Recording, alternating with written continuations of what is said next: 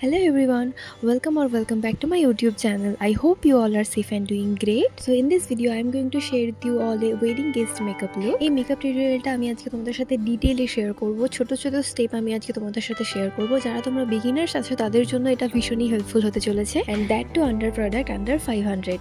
So without further ado, let's start the video.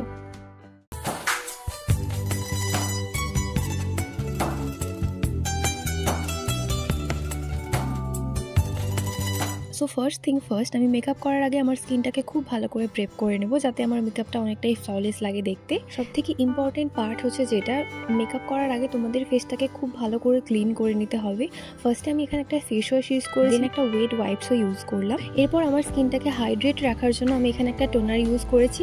তারপর আমি এখানে ইউজ করছি পন্ডসের এই সুপার লাইট জেল ময়শ্চারাইজারটা। আমার যেহেতু কম্বিনেশন স্কিন, তার জন্য আমি বেশিরভাগ সময় এরকম একটা জেল টাইপের ময়শ্চারাইজার ইউজ করে থাকি। যাদের তোমাদের ড্রাই স্কিন তারা একটা থিক ময়শ্চারাইজার ইউজ করো। স্পেশালি এই উইন্টারে তো একটা গুড ময়শ্চারাইজার ইউজ করাটা মেকআপের জন্য ভীষণই ইম্পর্ট্যান্ট একটা স্টেপ।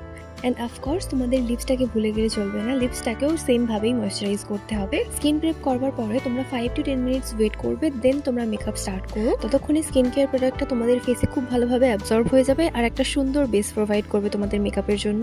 দেন তোমরা তো দেখতেই পেলে আমি এখানে মার্সের এই গ্রিপিং প্রাইমারটা ইউজ করলাম। এই প্রাইমারটার ব্যাপারে তো আর এক্সট্রা করে কিছু বলার নেই, তোমরা সকলেই হয়তো কম বেশি জানো এই প্রাইমারটা কতটা ভালো। দেন আমি এখানে ইউজ করছি সুইস বিউটির এই স্ট্রোব ক্রিমটা। এটা সুইস বিউটির নিউলি লঞ্চ একটা প্রোডাক্ট, আর এটার অ্যাপ্লাই করবার পর জাস্ট গ্লোটা একবার দেখো, এর ইনসেন একটা গ্লো প্রোভাইড করে এই প্রোডাক্টটা।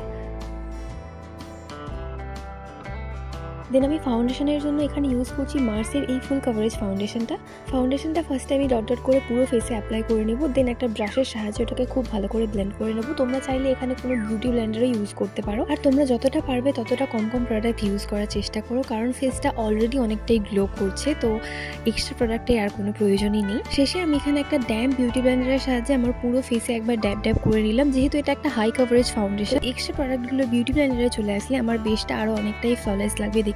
অ্যান্ড বাই দ্য ওয়ে, এই ফাউন্ডেশনটা আমার শেড হলো 05। দেন আমি এখানে লাভ আর্থের এই মাল্টিপট প্যালেটটা থেকে পিঙ্ক কালারের শেডটাকে নিয়ে আমি আমার ফেসে ক্রিম ব্লাশ হিসেবে ইউজ করছি। এই প্যালেটটায় তোমরা টোটাল 8টা শেড পেয়ে যাবে, আর 8টা শেডই ভীষণই পিগমেন্টেড। যারা তোমরা বিগিনার্স আছো তাদের বলবো তোমরা একটা আলাদা আলাদা ব্লাশে ইনভেস্ট করার থেকে এই একটা প্যালেটে ইনভেস্ট করতে পারো। তোমরা এখানে টোটাল 8টা শেড পেয়ে যাবে, আর বেশ পকেট ফ্রেন্ডলিও এটা। দেন আমি সুইস বিউটির এই কনসিলারটা ইউজ করছি, আর এটা আমি ইউজ করছি আমার ফেসটাকে হাইলাইট করার জন্য। তাই জন্য আমি শুধু কনসিলারটাকে আমার ফেসের হাইস পয়েন্টসেই অ্যাপ্লাই করলাম। কনসিলারটা অ্যাপ্লাই করবার পরে কিছু মিনিট তোমরা ওয়েট করে যেও, তারপর ব্লেন্ড করো কনসিলারটাকে। এটা করলে কনসিলারের কভারেজটাও ভালো দেয় আর ক্রিজিংয়ের চান্সটা অনেকটাই কমে যায়।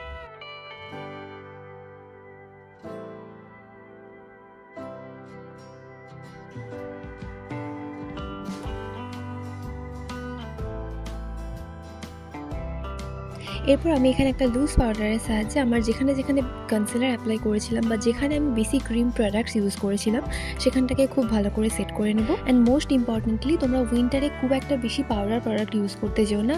এটা করলে তোমার ফেসটা এমনি অনেক ড্রাই হয়ে যাবে, আর মেকআপে ক্র্যাকিং হতে পারে বা তোমার ফেসটা অনেকটা ড্রাই ফিল হতে পারে। বেস মেকআপের পরে আমি এখানে আমার আইব্রোটাকে ড্র করে নিচ্ছি। তার জন্য মার্সের ওই আইব্রো প্যালেটটা থেকে ব্রাউন আর ব্ল্যাক দুটো শেডকে মিক্স করে আমি এখানে আমার আইব্রোটা ড্র করলাম।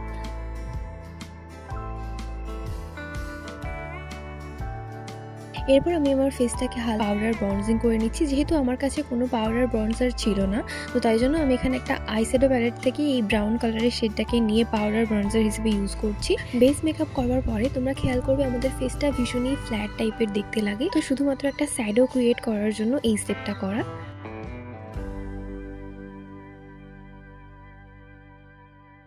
নেক্সট আমি এখানে সুগারের এই পাউডার ব্লাশটার সাহায্যে আমি আমার ফেসে খুবই অল্প পরিমাণে পাউডার ব্লাশ অ্যাপ্লাই করেছি।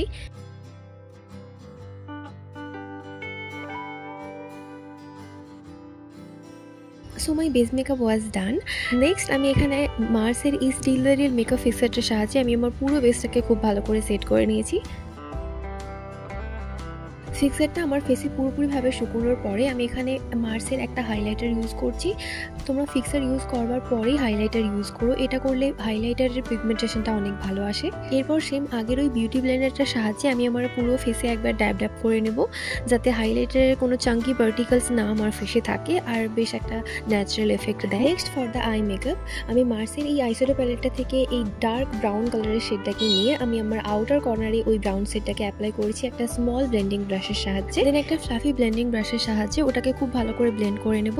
দেন আমি এই গোল্ডেন শিমারি শেডটাকে নিয়ে আমি আমার ইনার কর্নার থেকে মিডিল অফ দ্য আইলিড পর্যন্ত এই শেডটাকে অ্যাপ্লাই করেছি আমার ফিঙ্গারের সাহায্যে। শিমারি শেড অ্যাপ্লাইয়ের সময় আমি আমার ফিঙ্গারটাকেই বেশি প্রেফার করি, কারণ এটা ফিঙ্গারের সাহায্যে ব্লেন্ড করলে খুব ভালোভাবে জিনিসটা ব্লেন্ড হয় আর বেশ একটা সুন্দর এফেক্টও দেয়। নেক্সট আমি কাজলটাকে খুব মোটাভাবে আমার লোয়ার ল্যাশ লাইনে অ্যাপ্লাই করেছি। রিসেন্টলি আমার এরমভাবে কাজল পরতে ভীষণই ভালো লাগে আর যেটা ক্রিয়েট করা ভীষণই ইজি। তো সবার ফার্স্টে তোমাদের কি করতে হবে, একটা ব্ল্যাক কালারের কাজল নিয়ে তোমার লোয়ার ল্যাশ লাইনে একটু মোটা করে কাজলটাকে ফার্স্টে অ্যাপ্লাই করে নিলে।